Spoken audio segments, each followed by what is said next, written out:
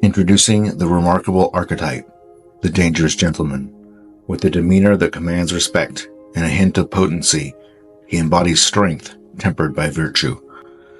Though his capabilities could veer towards danger, he channels his power for noble causes, serving others and safeguarding those in need. Rooted in a profound love for both God and humanity, he navigates life with discipline and purpose. In his presence, one witnesses the harmonious blend of power and benevolence, a testament to the true essence of masculinity. Step into the world of the dangerous gentleman, where strength is wielded for righteousness, and discover a captivating embodiment of honor and valor.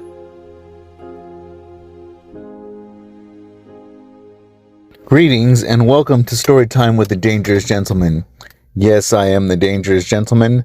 No, I did not give myself that nickname, but I certainly did earn it. I've mentioned several times on this podcast about how much I love my job, and I don't even really consider it work. But if you've been in the workforce as long as I have, or even substantially shorter period of time, you've probably had some pretty terrible jobs. First of all, anyone who was there remembers them, and it's kind of a lore amongst that group of people. You tell the story about this terrible job that you were involved with. It's also those ones that cause you to question your chosen profession. They're so bad that you're like, why did I ever do this? Or they drive you to find a different career. I've had a few of those, and today I'm going to tell you a few stories about those. One of the first ones that I remember that really cemented this idea in my head was, like I mentioned, we grew up in rural Northeast Washington, in Stevens County.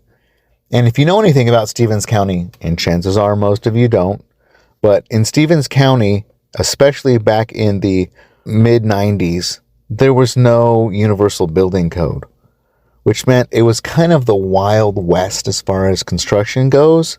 So you didn't have to go get permits. You didn't have to go to do all these things, right? And some of these houses had been there a while. So some of the jobs that you ended up taking up there were kind of sketchy and definitely would not pass inspection. But when you're called in then, some new person buys this house, you're called in to fix it, to do what they want to do. You got to figure out a way. You got to make a way to get these people what they want.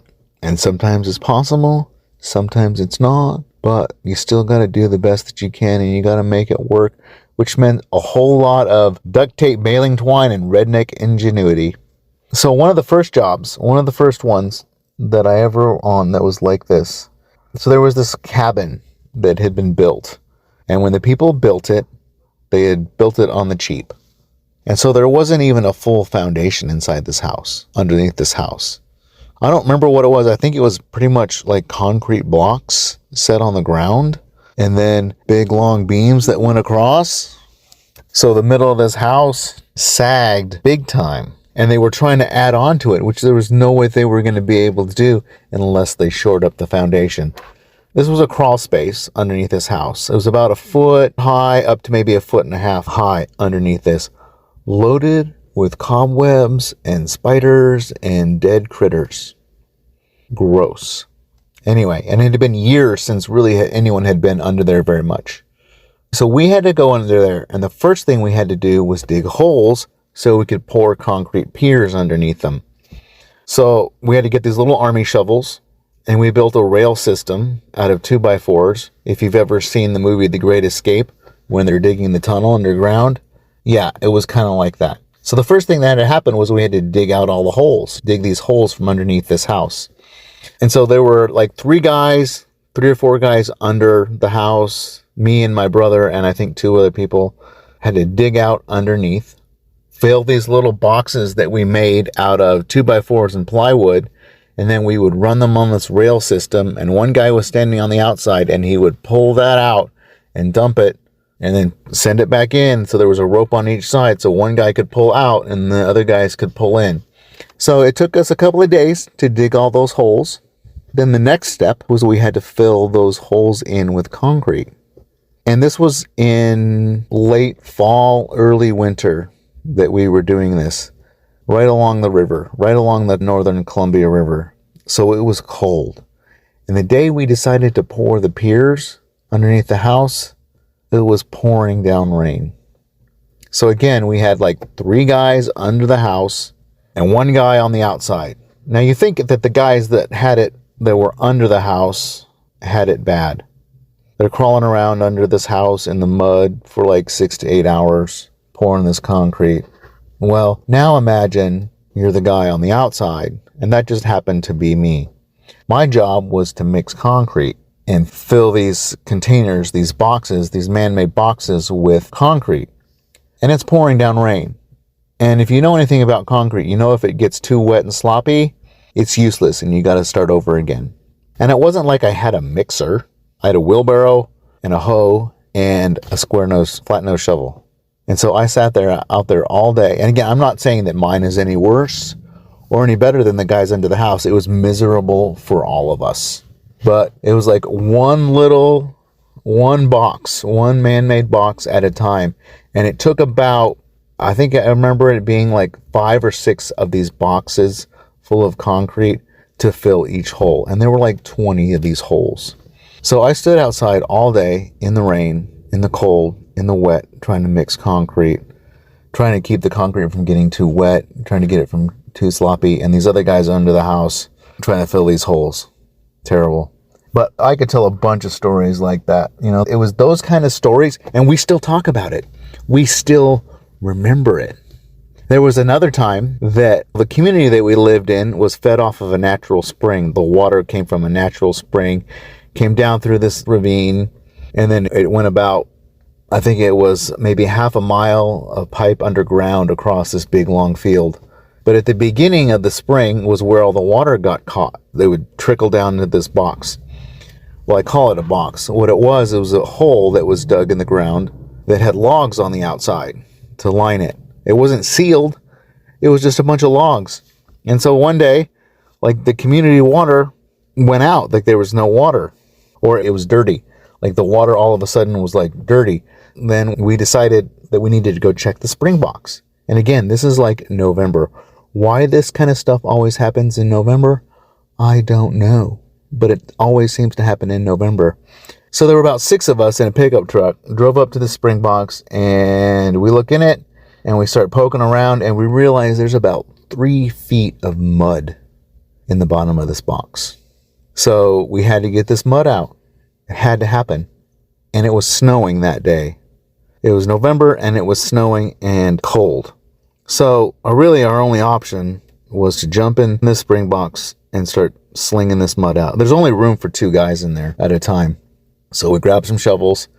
Since it was safer, our best option was to strip down to our skivvies, because we didn't want to get our clothes all wet and soaking wet, because we would just been then standing around in wet clothes. So we stripped down to our skivvies, 2 guys in the hole at a time, shoveling until we couldn't feel our feet anymore. Jump out, go jump in the truck, warm up. 2 guys go in and start shoveling mud out. And it took us about an hour of 6 guys, 2 at a time in our skivvies, jumping in and out of this hole just to get it out. And we were able to save the water system. And people were very thankful, but only if you were there would you really know what happened. And only the guys that were there, like we still tell the story. Again, it's one of those things. It's like you still tell the story about the jobs that suck the most. So those are some stories from back then about some terrible, terrible jobs. I'm going to change gears now to talk about some stuff that's been more recent. These jobs that I'm going to talk about now are bad for a completely different set of reasons. I was a chiropractor at this point. I had already graduated from school, and I had worked as a chiropractor for several years, so I'm a professional. But I had decided at this point, again, this is a whole nother story, but the job that I was working at, it was not working out. And yeah, maybe I should have tried to make it work. But between me and the owner, we decided it was best for me to move on. And so I left the job. I still needed money. And I went around looking for jobs. I couldn't find any jobs. I couldn't get another job as a chiropractor in town because I had a no-compete clause. So what did I do? I went to go work at T-Mobile in a call center. Yeah, it was as bad as it sounds. First of all, everyone in there, like a lot of these people, this is their first job or an entry level position. And they're all half my age. All half my age. And so I got the job and I went to like 2 weeks worth of training, learning how to sell cell phones and do customer service. Now, there are people who are born salesmen. There are people who are good at that kind of thing. That's not my forte. I'm not saying I can't do it, but it wasn't my thing. And again, everyone in there is at least 15, if not 20 years younger than me. And so I started this, and the worst part about it, well, there were several things that were the worst part about it, but pay wasn't great. You only made decent money if you were good at sales, which I wasn't.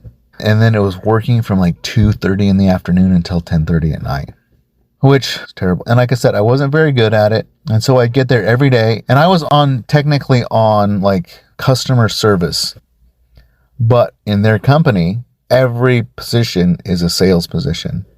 So I got like minimum wage and then plus a commission on whatever sales I made, because regardless of whatever anyone called in for, I was supposed to try to sell them on a cell phone.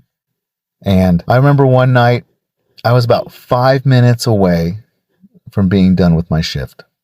And a guy calls in and he starts to complain. Like he doesn't even really have a question. He's just complaining. And that particular day with that particular customer, he started to raise his voice at me.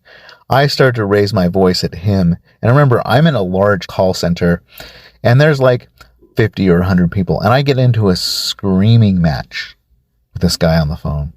I'm supposed to be nice. I had been nice all day. I had been nice for weeks, months working this job.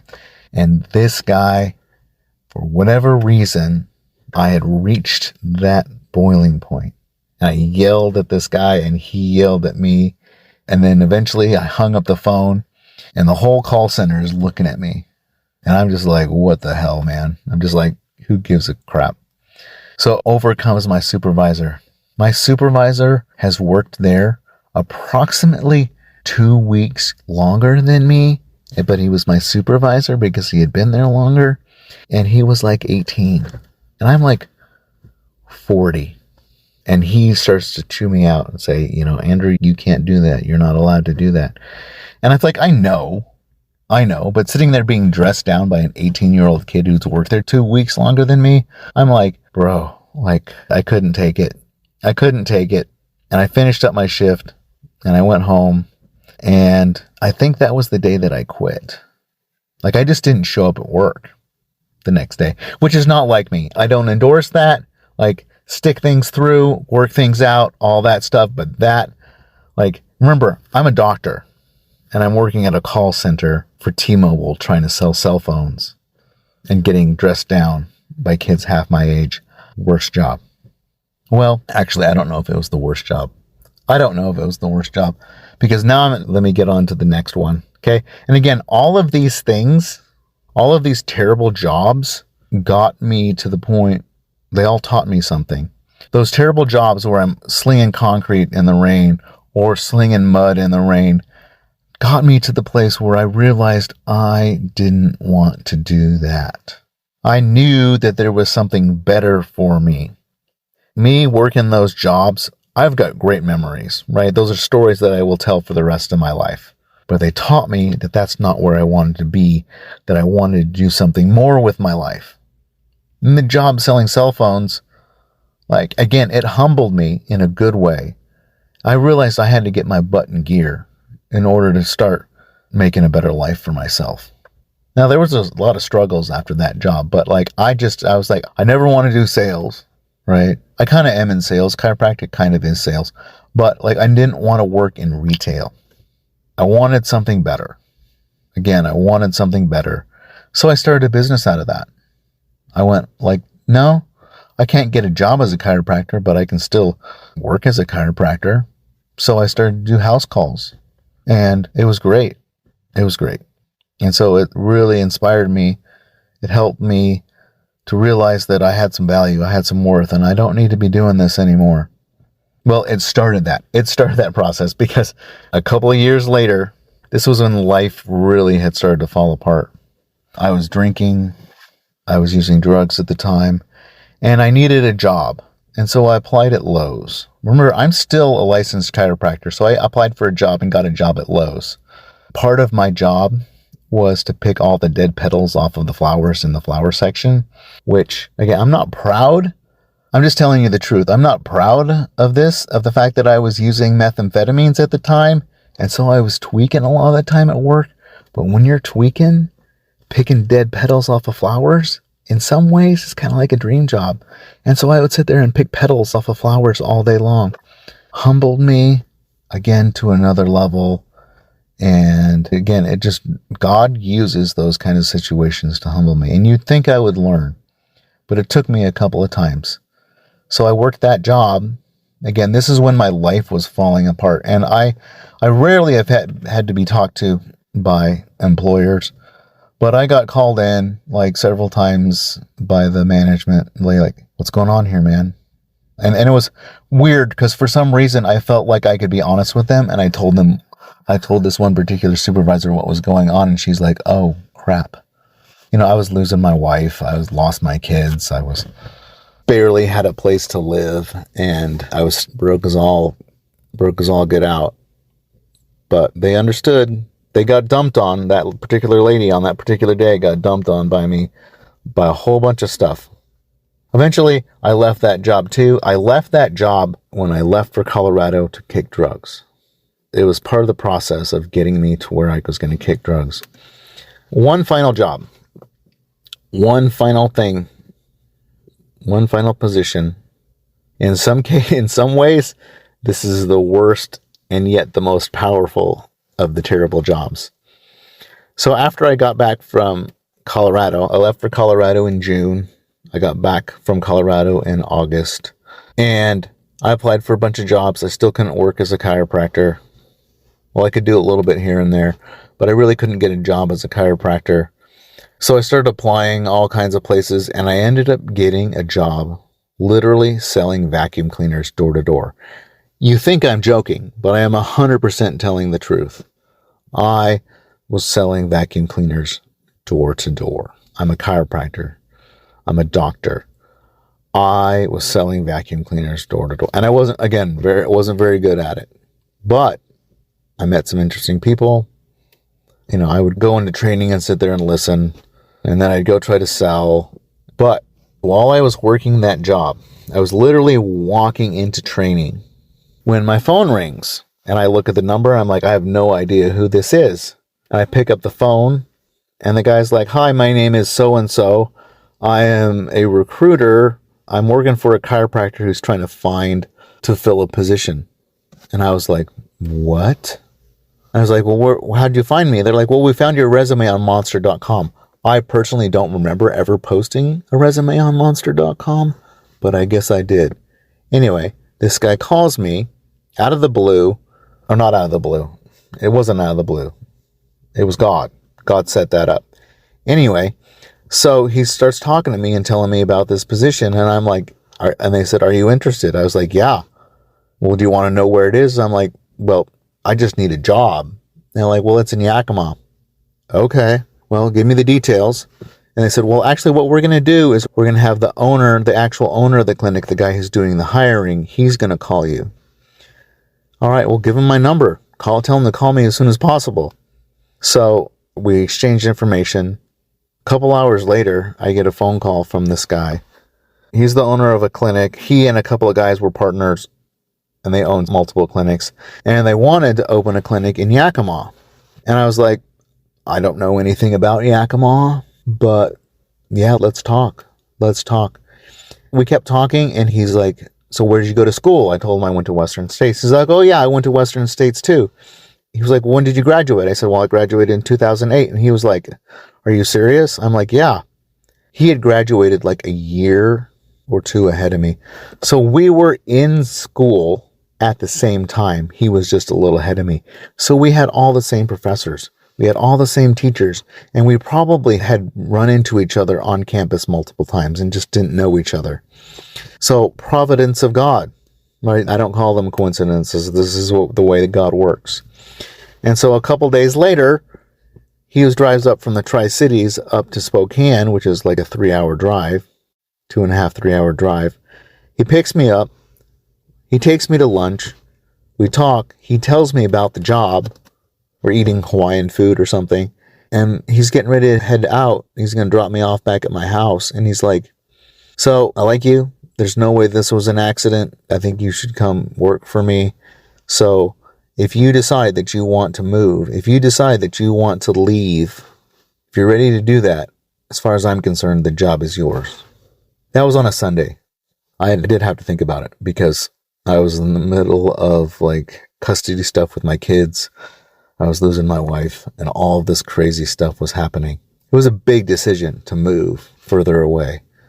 But there's no way that I could deny at that point that this was set up. This was a divine setup.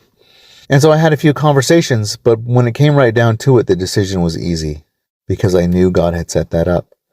And it was working the job selling cell phones, working the job at Lowe's picking dead flowers, selling vacuum cleaners door to door, slinging concrete and dirt under a grubby house, digging holes, slinging mud. Well, there's a lot of slinging mud. Digging mud out of ice cold.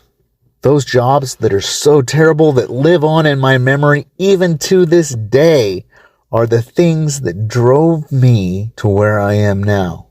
Those situations and situations coming in the future for me are going to drive me to bigger and better things. So if you've had those really terrible jobs, and like I said, if you've been in the workforce long enough, you've had those jobs that are just like, ugh, and they make you question your profession. They make you question whether or not you're in the right position or not. Savor those because they are great stories. You will remember them forever. If you allow them to, they will teach you something. They will allow you to teach. If you allow them, they will teach you some of the most valuable lessons in life and give you a few scars on the way. I hope this kind of encouraged you today. If you're doing something sucky, remember it has a purpose. Keep pressing on. And if it's time for you to find something better, allow this to be your inspiration for that. And I will talk to you later. So if you like this content, please give it a rating, a review, and share it with your friends.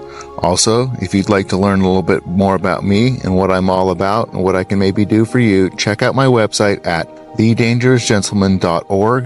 That's thedangerousgentleman.org. Thank you for listening.